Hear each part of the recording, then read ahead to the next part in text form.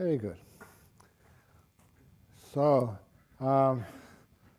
this is the last full day of the retreat. You'll still be staying here, many of you tonight, but on Sunday morning we'll be having a big ceremony over in Bodhinyana monastery. It'll be a bit noisy. So usually, at the last day of the retreat, we do allow people to start talking, so you don't have to have noble silence anymore.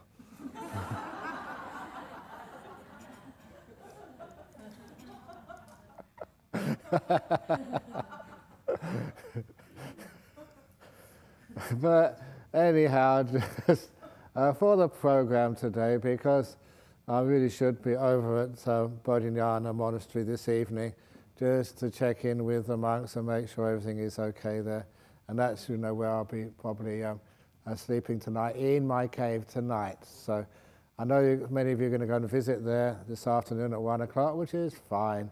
But please clear out by 6 or 7 so that I can reclaim my cave.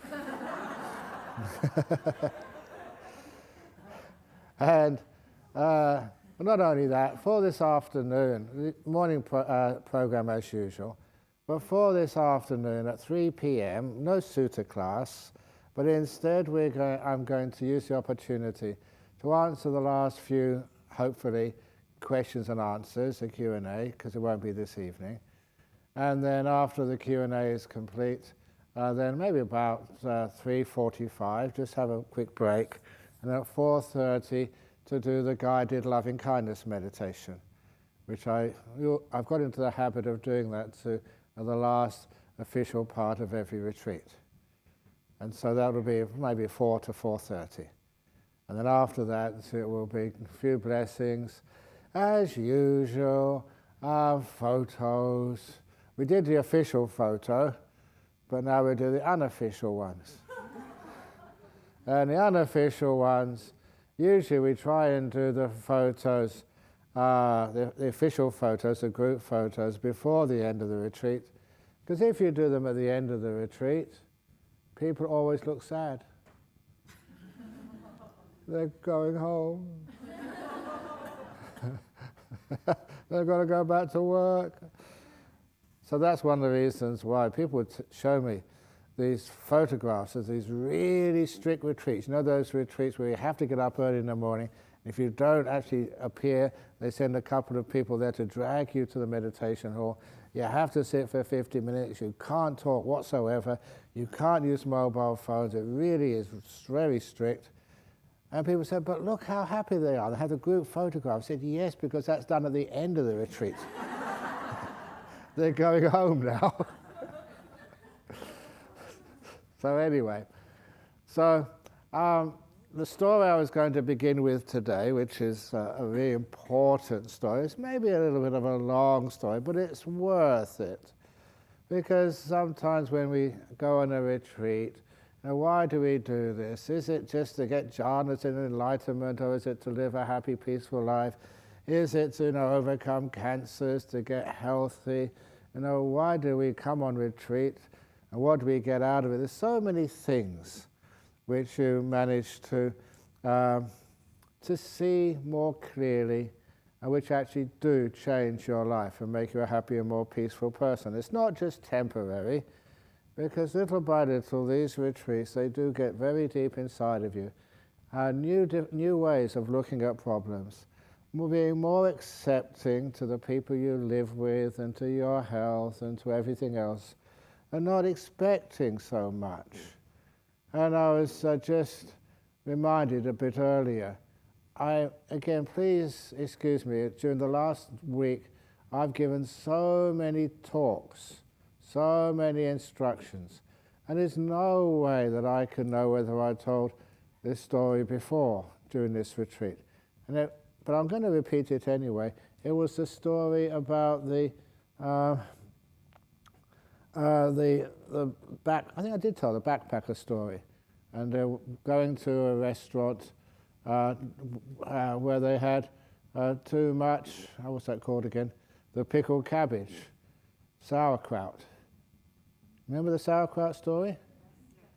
This is a nice one to repeat at this part of the retreat. when it's getting to the end of the retreat, when people start to think of the things which went wrong, when they start to complain. And, because sometimes they always complain somewhere or other down the line. So please remember, the sauerkraut. Remember what the story was? The American backpacker, he was working in a restaurant in Vienna, and the owner had ordered too much sauerkraut, heaps of sauerkraut. It was a mistaken order, but he was stuck with it, and so he told all the staff, if you're going to eat free food at all, it has to be sauerkraut. Sauerkraut and sauerkraut and sauerkraut, nothing else but sauerkraut, which many people love. To somebody like Amandus, that would be like heaven. He loves his sauerkraut. But most people hate it. So anyway, the American said, you can't do this to us, it's not right, it's unfair, this is not what we signed up to.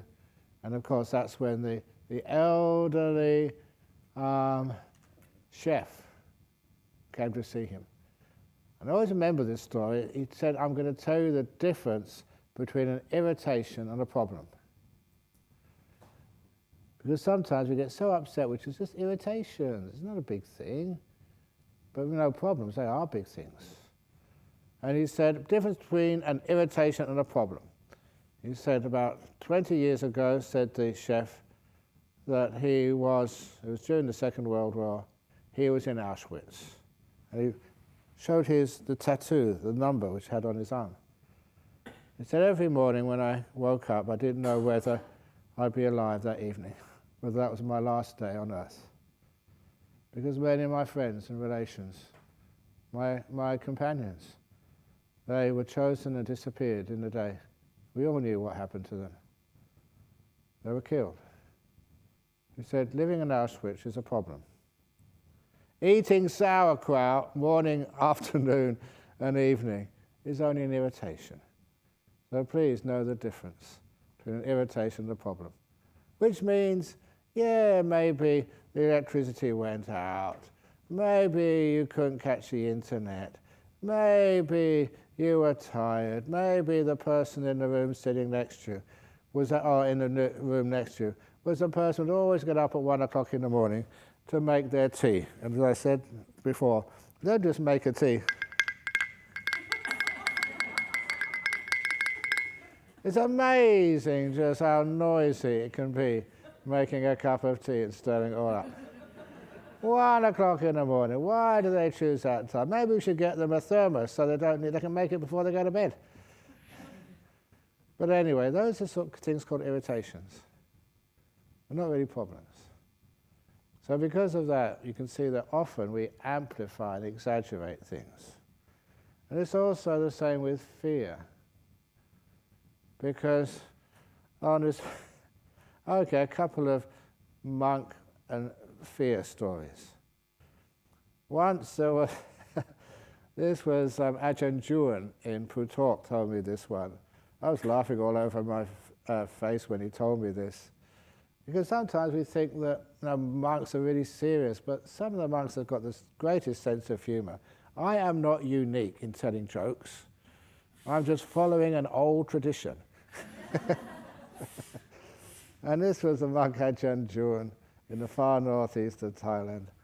And he said that there was one of the forest monks some time ago that he wandered and he got to a village, and it used to be the case you'd tell the person in the village, the headman usually, that you've come to stay for a couple of days, because the people in the village needed to know there was a monk going to come on alms round the next day so they could prepare some extra food.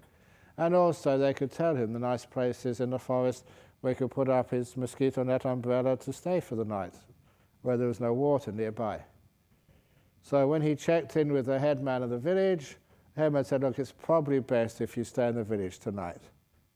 He said, no, I can't do that. I'm a forest monk. He said, look, there's a tiger roaming around. He's already killed a number of water buffalo and even taken a couple of children as well. It's a very dangerous tiger. And the monk said, I am not afraid of tigers. I'm a forest monk. Show me where the tiger trails are, and that's where I'm going to put my mosquito net umbrella tonight. I'm going to confront my fears and face a tiger. If I die, well, then I die as a monk, not as a coward. Okay, said the head man. So with a few other men, they sort of went to the outside, maybe a kilometre outside the the village, and there along one of the roads, not a big road, I mean just a dirt track, where they would actually walk or take their carts to the next village, you could see the tiger path crossing it, where it went into the jungle. And the monk said, right here, I am going to put my mosquito net umbrella. So they helped him. They were quite impressed, because they wouldn't do that. And so they helped set him up, and then they said, if you're still alive, we'll see you in the morning for the alms round. And off they went, and he stayed there in the dark forest, all by himself. And at night time, in the forest, there's no lights at all. It's pitch black. You can't see anything, but you can hear.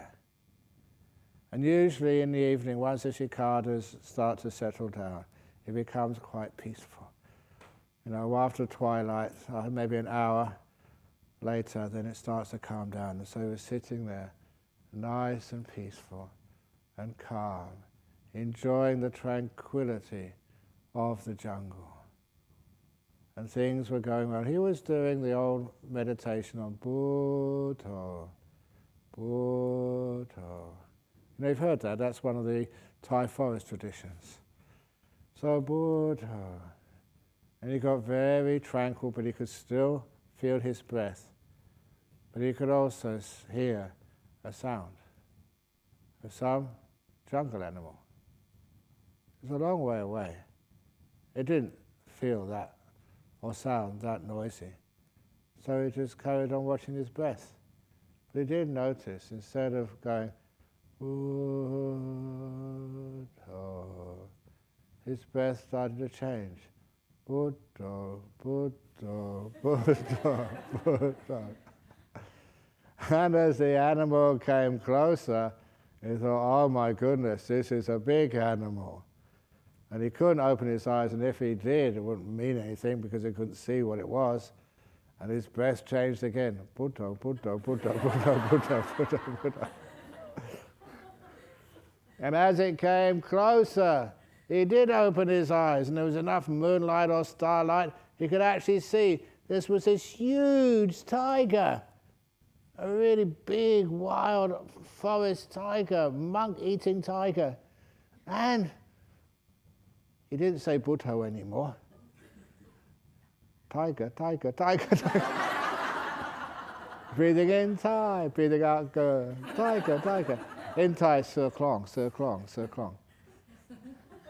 And he said the next thing, once he realized his breath was going really fast and it changed from Buddha, Buddha to tiger, tiger, tiger. The next thing he knew, and he said he didn't know how this happened. He'd actually got out of his mosquito net umbrella and he was running towards the village. That time how he got out of the tent, like mosquito net tent, and then started running, he couldn't recall that at all. But then he was running. And just, instead of just saying it quietly, tiger, tiger, he was shouting it, tiger, tiger, tiger. Now, you've all been watching me for the last week, even sitting here. When I give talks, I like to make them animated. And so I put a lot of energy into them. And because of that, sometimes, the robe falls off. Imagine you're running. There is a reason why monks aren't supposed to run. And I think you probably understand that reason. So for this monk, first of all, his outer robe fell off. Tiger, tiger. And he wasn't being mindful about how he looked. He was mindful of the tiger racing behind him. And then his inner robe fell off. Tiger, tiger, tiger. And then by the time he got into the village, all his robes were off. And of course, because he was shouting, tiger, tiger, tiger, he woke up all the village. They opened their windows, they came out onto the verandas and had a look. And there they saw the monk who wasn't afraid of tigers. They saw him completely. every part of him,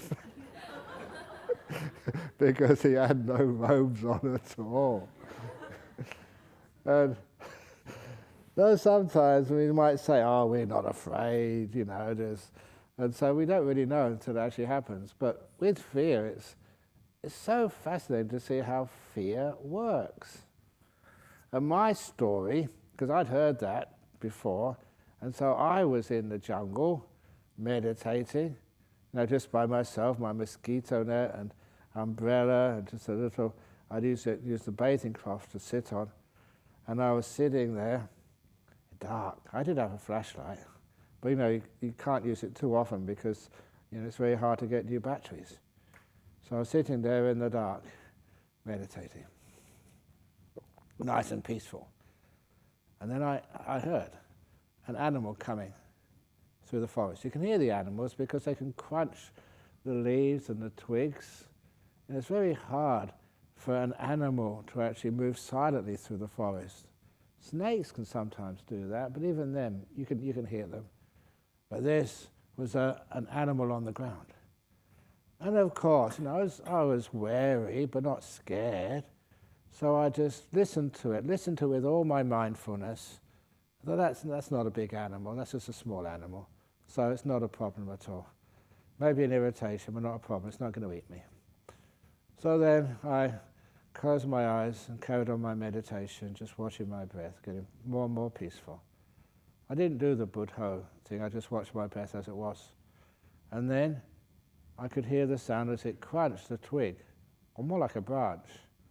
I said, that cannot be a small animal. That's a medium-sized animal. Could be like a mouse, deer, a civet cat or something, but it's not a tiny one. Tiny ones don't make that noise, because this was quite a loudish noise. But still, it was no problem at all. So I carried on meditating. And then I heard it sort of break quite a big twig or a branch or something. And I realized, hang on, that little civet cats, they don't do that. That's a big animal. And as I was listening to it intently, the sound it made was very loud. I thought, oh my goodness, that's probably a tiger. Could be a bear. There's bears over there in Thailand. Not these teddy bears, but dangerous bears. And it could be a tiger. And at that point, I did get scared. Oh my goodness, what am I going to do? I remember that story. I know Ajahn Chah used to tell me, look, there's been no cases he knows of a tiger eating a monk. And I argued with him and said, well, there wouldn't be reported cases, would there? There'd be nothing left of the monk, and the tiger wouldn't confess. So how do you know that tigers haven't eaten monks? So anyway, so there we were. And I was there and I thought, oh my goodness, this is a tiger, what should I do? And you get more and more scared. I'll just sit there, don't do anything. But then, the noise gets louder and louder, you get more and more scared. So okay, I picked up my flashlight. I turned it on, I looked for the tiger. Couldn't see it. What was making this noise? I looked and looked and looked and looked, and then I saw it. It was a mouse. A tiny mouse, about this big, going through the, it's true, going through the jungle, and because of fear, I had amplified, exaggerated that mouse to be a tiger about to eat me. That's what fear does. Even like sound. The sound gets amplified and you start to interpret it. That's not just small animals. That's a tiger. Nothing else crunches and pushes the trees over like that. And so that taught me a wonderful lesson about fear. It exaggerates and amplifies, and it makes this world far more scary than it really is. And I've used that to my advantage so many times. Just like, yes, exactly.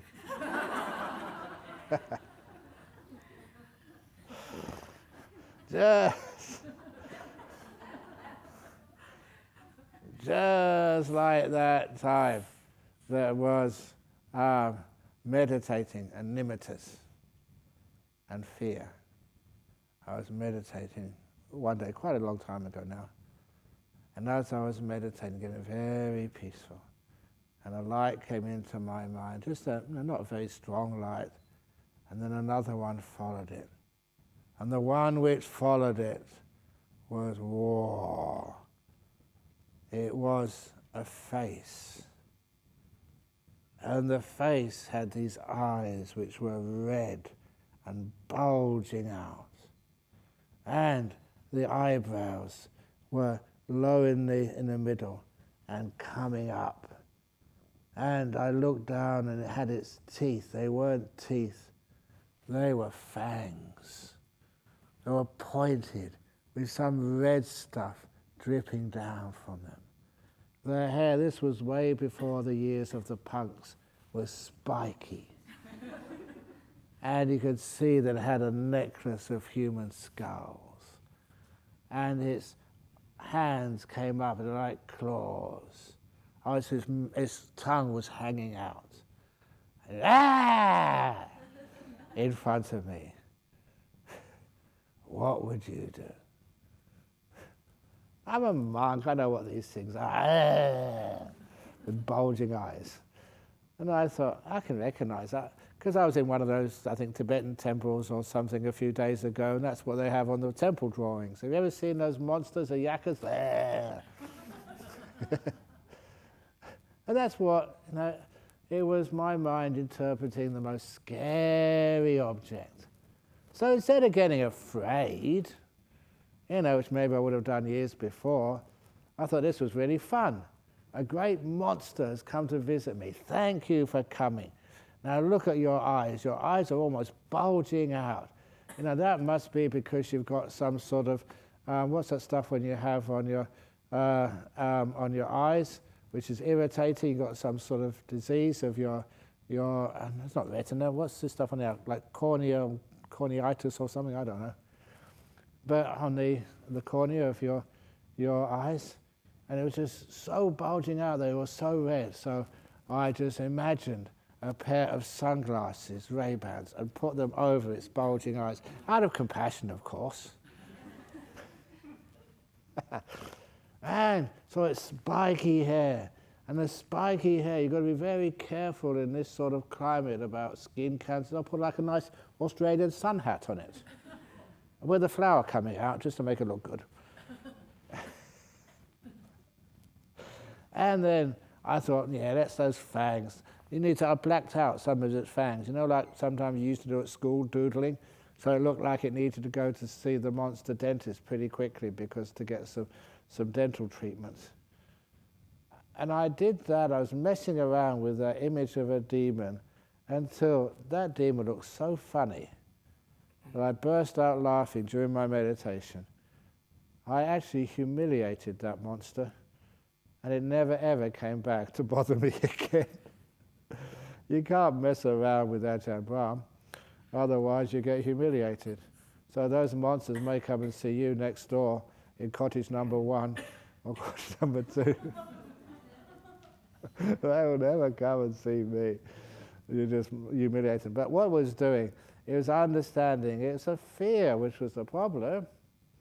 And when you replace fear with a bit of fun, messing around, play, you cannot have fun and fear at the same time. So that's one of the reasons why that even giving public talks, if any of you ever have to give a public talk, get a couple of jokes which you have just inside and tell those jokes. When you start laughing, everyone else starts laughing, all your fear vanishes and you have a wonderful time. You just relax and enjoy. So that's one of the reasons why fear is one of the things which controls us. Even when I was a school teacher, one of the teachers gave me this piece of advice, and it was that if you make a mistake and all the children in your class start laughing at you, then you laugh as well. And then the world never laughs at you, it only laughs with you. And there's a total change. You make a mistake, and then you start laughing as well. And then you don't have to be perfect. So I've done that many times. Okay, some of my famous mistakes. There was one which comes to mind is very many. It's very hard to choose between all the mistakes I've made in my life, which were funny. But this one was, you know the interviews we have from meditation retreats? This was over in Malaysia. So this young lady came in for an interview, and she brought a guy with her, and only had 10 minutes, so she was talking about her problems and stuff. And then the guy didn't say a word. And please excuse me for stereotyping sort of Asian relationships. So because he was so quiet, I say, "Oh, is that your husband?" I get in big trouble with that. You know, in Asia, when people get married, I always say that it's like, before you were a single person, and you could go wherever you wanted. But now you're married, it's like one body with 4 legs. You're connected. And those legs have to go in the same direction, otherwise the elephant falls over. So because Asian culture, the front legs of the elephant have to be the male. I'm sorry, ladies, but that's the culture tradition. You know that. And the back legs have to be the woman. But in places like Thailand, Suri, the elephant walks backwards.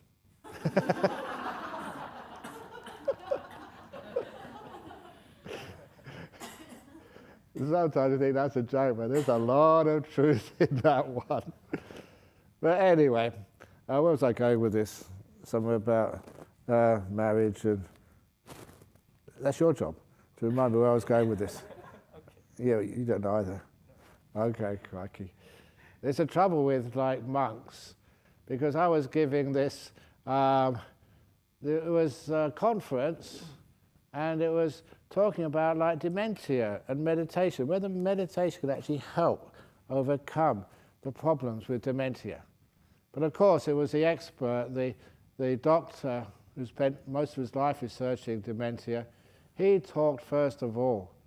And after his presentation, when I got up, I thought, oh my goodness me, I'd have to be quite clear and confess, because for so many years, because he said, the signs of dementia, you can't remember the past, you can't plan for the future, and you're socially disengaged. And I said, I've been teaching my monks to do that for years. And you to let go of the past, don't worry about the future, and just be by yourself in solitude, meditating, be socially disengaged. So the cause of dementia these days is us, monks. Teaching you to do that. So there you go. So, it's interview in Malaysia. Interview in Malaysia, that's exactly right. Of course, I knew that all along. I was just testing him.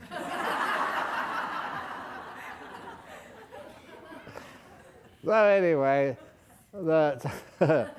because, that after the interview, and just towards the end, I asked the girl, I said, oh, is that your husband? And they both burst out laughing. And it took a while to sort of calm them down. So what's so funny? And she said, I'm only 16. And he said, that's my dad. And that they weren't offended at all. Because remember when you were only 16 years of age? And I said, oh, you look more like in your mid-20s. He said, really? Because when you're very young, there's so many places you can't go, things you can't do. But, when you're looking at, I said, oh, you look much older than 16, maybe in your mid-20s. He said, really? I can drive a car and I go in a nightclub. And especially that their father, I said, you only look about 30. Really, he said.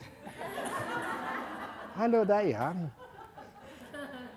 So both were just so happy that I misjudged their age. And they did the sadhu, sadhu, sadhu. They went out of the interview with a big smile on their faces. And then they came back 5 minutes later with an ang pao, with a lai si, with a donation. And it was $100 Australian. And on the outside it would say, this is for your temple, but please use some of it to check the prescription on your glasses.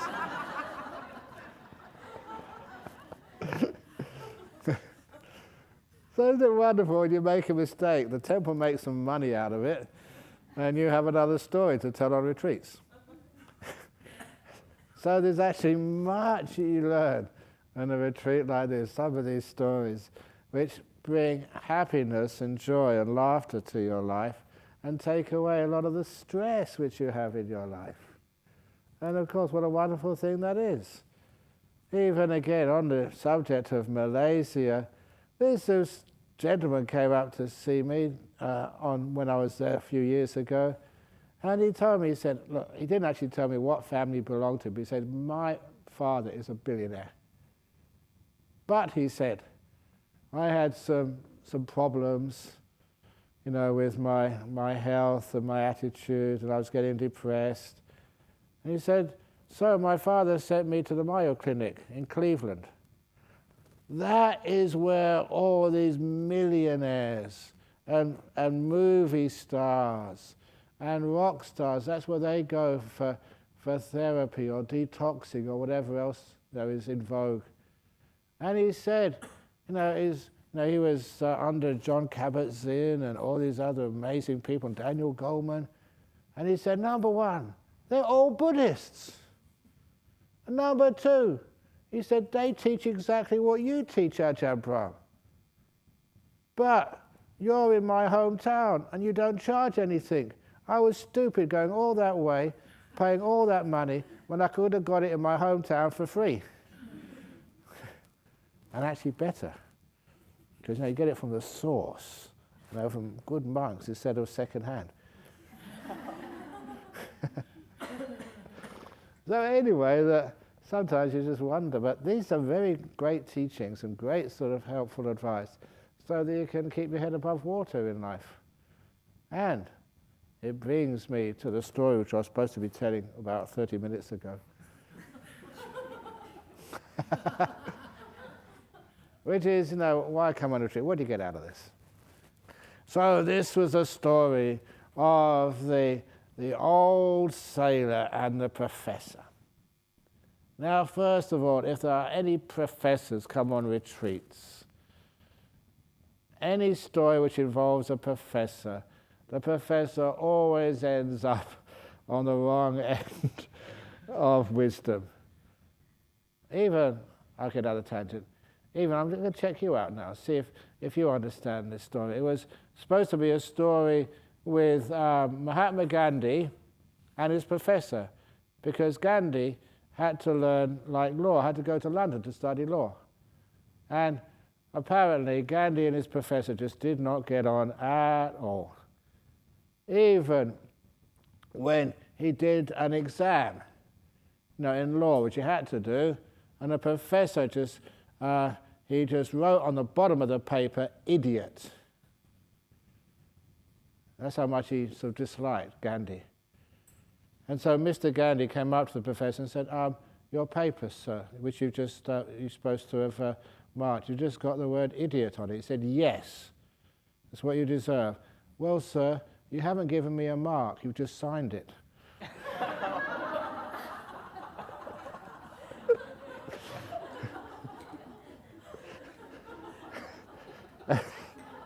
And so later on,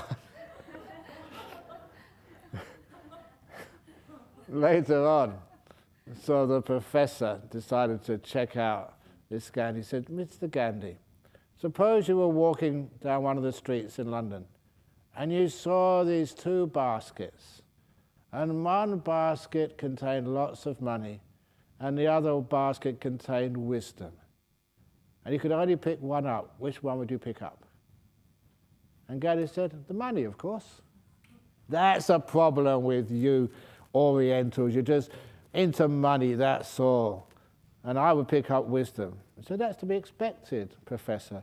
We always pick up what we don't already have.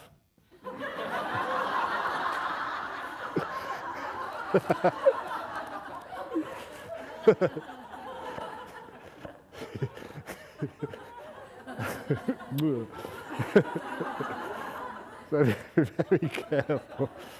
Anyway, the professor and the old sailor. So these were the days when the people would go from place to place, country to country, in these big sailing boats, these passenger boats. And just like the Titanic, but not as advanced. So one day this professor, he was going, I'll just make it interesting, he was going from Hong Kong to Jakarta to give some lectures. And the first night on the boat, after dinner, the professor went for a walk on the deck. And there he saw this old sailor man. He was just so ancient that he decided not to have a conversation with the old man. And the old man was looking down into the waves. And the professor came next to him and said, "Old man, how long have you sailed these oceans?" He said, "Ever since I was a small boy. Ever since I was a small boy, I was a sailor, and now I'm so old I can't even remember how many years it is I've been sailing this world." "Great," said the professor. "You know, one of my hobbies is marine science. You must know so much about all the animals, you know, the whales and the dolphins and the manta rays and all these animals, and also the currents, you know, which flow under your boat. You've been living all your life at sea. You must be almost an expert on marine science." And the sailor said, "Marine what?" "Marine science. Don't know anything about it. All I know is the water's wet and salty." "What? You mean all those years sailing the oceans, you never even bothered to pick up a book and learn about the world underneath your boat?" "Nope." "Wow, you stupid old man. What a waste of a life." And the professor just walked off in disgust. Second night at sea. It was a beautiful meal they had, and a very clear night. And so when the professor went up onto deck, he saw the old man, the old sailor man, looking up at the stars. Like, you know, sometimes we've had some clear nights in Jhana Grove, but unfortunately the moon is up, it's a bit light. You can't see the stars, the Milky Way, when it's just at its peak. But never mind. But this time at the sea, there was no light at all, and the stars were just so brilliant. And the professor said, "Oh man, these stars before the time of GPS, this is the stars which have guided your ship to make sure it gets to its destination without getting lost. And you must have lived under these stars and looked at them for so many years." "Yes, all my life I've seen these stars." "So you must be an expert on astronomy, because that's one of my other hobbies, astronomy." "Now let's talk about astronomy." "What?" said the stars, said the old sailor. Said, "Astronomy. I don't know anything about astronomy. I just know the stars twinkle, twinkle. That's about all." "What, all those years at sea you've never picked up a book to learn about the heavens above you?" "Nope."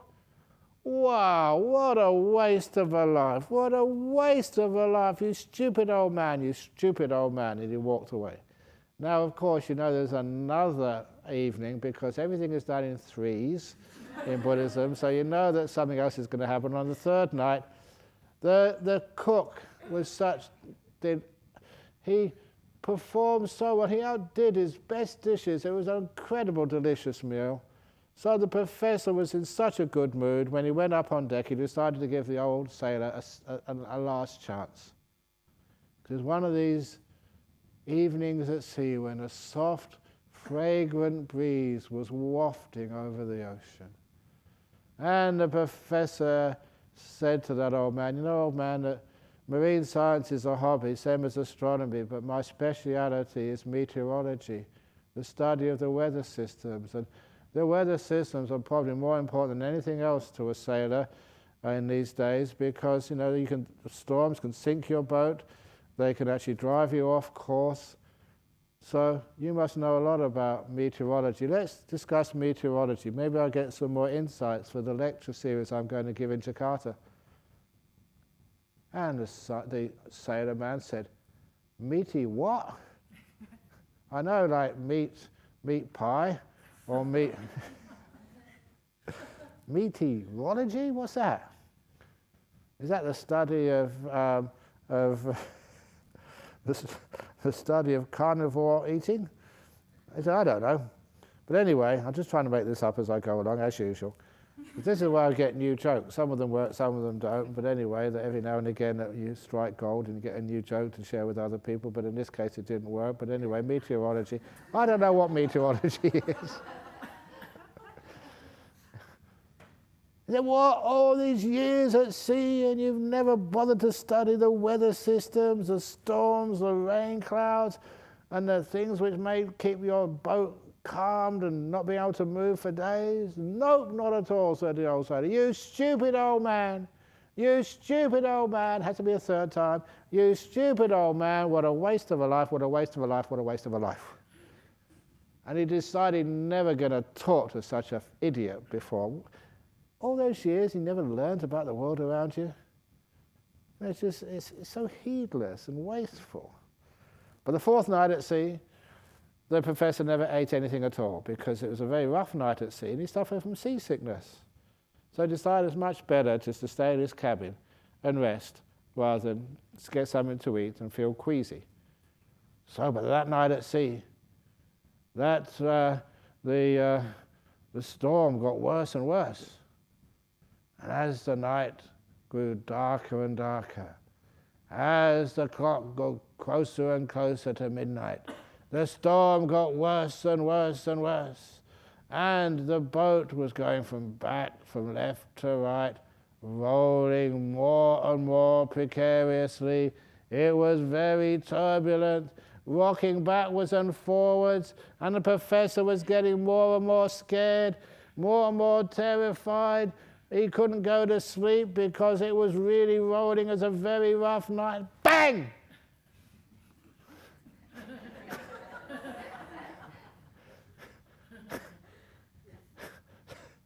There's a huge crash, and then everything went silent.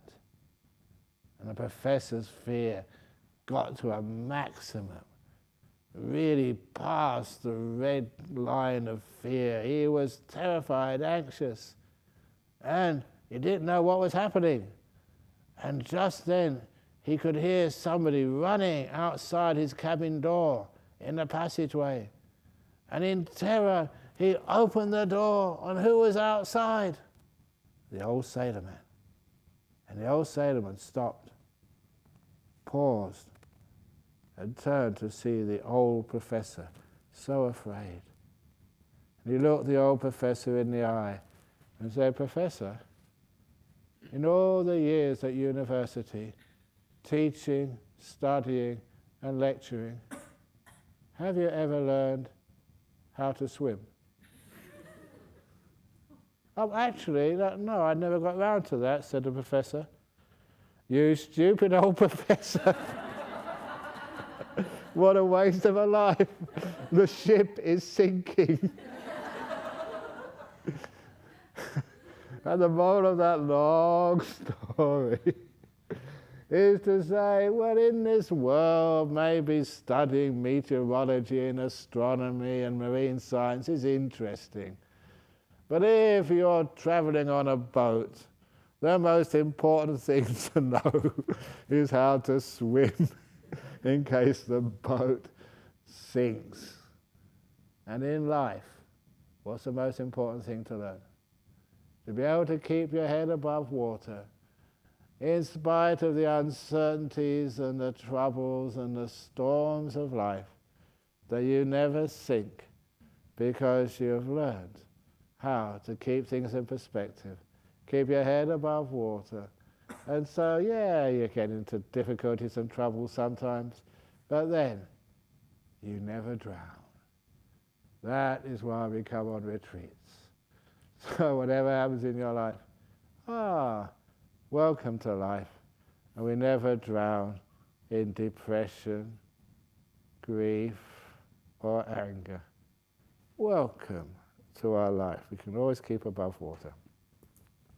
Why get angry? If you get angry, it just makes the other person feel happy. Yes, I've pushed his button.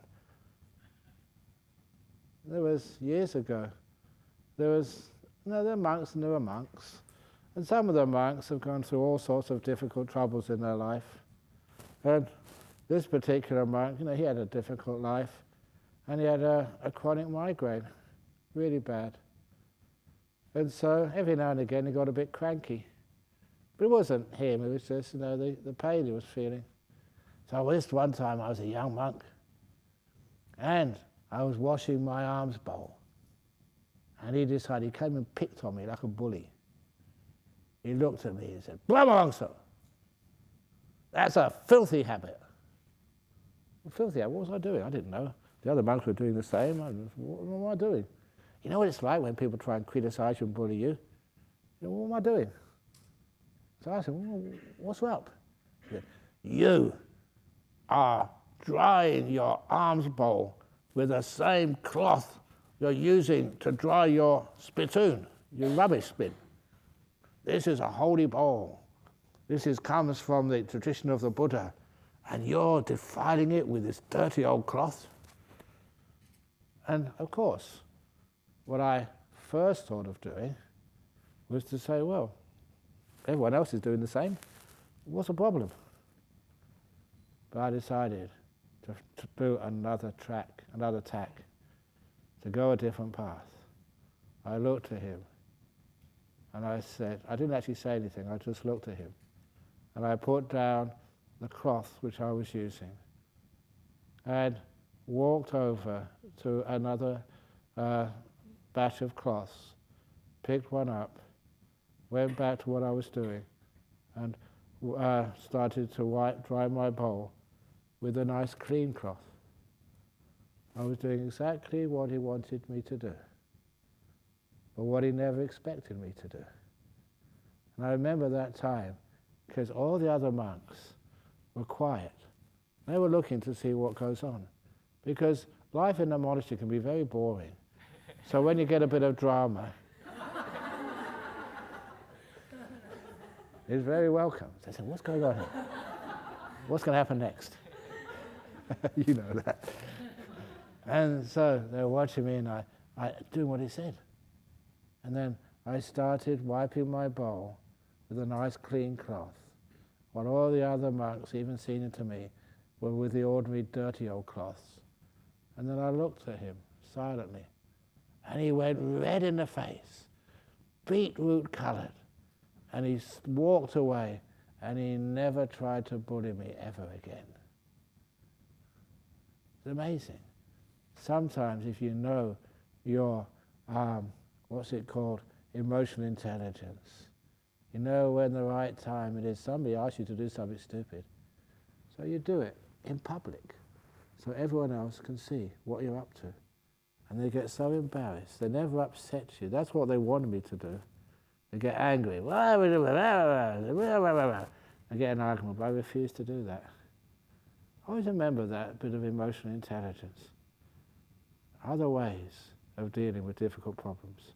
Or someone who's really, really, really proud. This story comes up. There was a doctor who was, no, doctors are okay, professors are the ones who get into trouble with my stories. So this doctor, he was having a, what you call it, like a party, like a bit of a reception. And, just mostly for doctors. And so this young man, hotshot doctor came in, and the host of the party said, "Welcome, sir. It's just, I am just the host of the party," and said, "I'm a," and the guest said, "Oh, just what type of doctor are you?" And he said, "I'm a GP." And this guest said, "GP, a general practitioner." And this young man said, "I am a neurosurgeon. I just fix up brains." You must admit, that's far superior. You need much more delicate touch than a GP, he said proudly with conceit. And then he'd introduce it to his wife. He said, "Are you a doctor too?" He said, "Yeah, I work for Médecins Sans Frontières in some of the most dangerous places in the world. To try and help people where doctors just do not want to go." And the brain says, "Yeah, I suppose that's good that some people have to do that, but it's hardly brain surgery, is it?"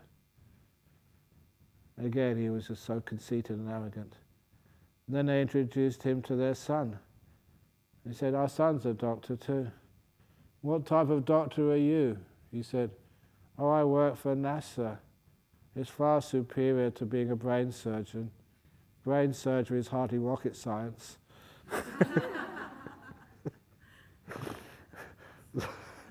So that's what happens with arrogance. Usually, the more proud you are, the more you're going to get into big trouble. So anyway, you learn so much on these retreats. I hope you can take it with you, share it around. And of course also it does help with your peace and your meditation, your tranquility. Because that's where most of the wisdom comes from. The wisdom born of stillness, where you can just be calm and you can understand how this world works. You can be peaceful and things just do not upset you. You can just learn just how to let go, and when you let go, that you have nothing to worry about. The less you have, the more freedom you tend to have in life. So that's one of the reasons why that you come on a retreat like this and have a wonderful time, I hope. And of course, as I say in every retreat, I know that Della and maybe Susan get upset at me when I say these things, but you are all allowed to ask for your money back if you didn't enjoy the retreat.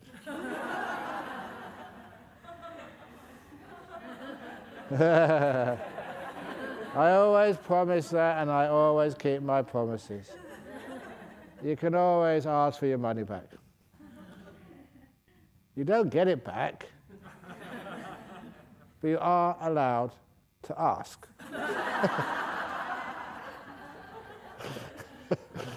No more. So anyway, I hope you just enjoyed the retreat so far. We now have another sort of hour before, what do we do? And we have lunch. And I think it'd be okay for sit down in that little corner there for any people who want to have any last bits of interviews. Is that okay, Della? Yeah, I did put up the sheet stuff, but you said yesterday was not. Yeah, but yesterday was the last time. But anyway, we always change and mess around. Nothing is certain. Even just, even the retreat. Shall we extend it for another week? Yeah? I mean, you got all your plans all ready to fly away. But whatever. Anyway, so yeah, if anybody, especially if they haven't had an interview before and you want one, I'll be just outside there. Or any book signed or whatever, that's a good time to do so. And in the afternoon at 3 o'clock, we just have the last Q&A. And after the Q&A, just a metta meditation. So again, I hope you enjoyed yesterday. And see, I do work hard. You can see just working here, looking after a monastery and the city centre, in there just talking with before even doing the talk in the evening, talking with everybody and also with our committee, making sure things are going well. And also in Dharmasara as well. So it's quite a big sort of, I was going to say empire. But it's wonderful to see and of course many of you have been really involved in this. Either that there's so many Indonesian bhikkhunis. Actually, no, I think Ajita, where is she? Is she still here? Has she come back here or is she still in US? Should be in Dhammasara. She's in Dhammasara, good, yeah. So there's lots and lots of good bhikkhunis and lots of good bhikkhus. Where are you from, by the way? Indonesia, yeah. So it's great that we have opportunities for people from many, many different... How many Hong Kongers have we got in Bodhinyana? Or how many people from Hong Kong? Anyway, in the future, one day, sometimes. But anyway, I think with There's one online. I has a partner. She can speak Cantonese, though. Do you know? Yeah. Anyway, so she's. Sorry.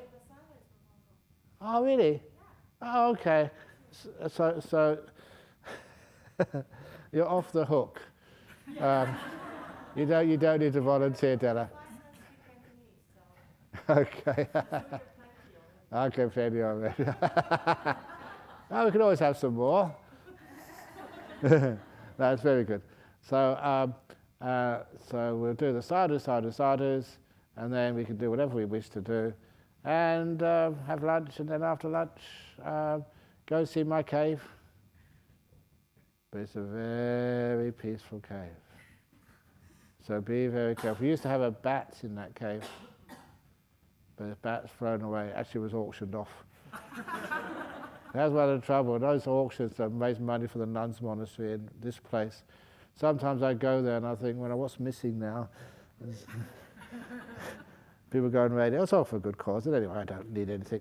So anyway, so now to 3 sadhus. Sadhu, sadhu, sadhu. He, he. Very good. Okay. So those of you who don't want to have the interviews, you can always do some meditation. And sometimes, it's only this is the last day, so it's a very good time to meditate flat out.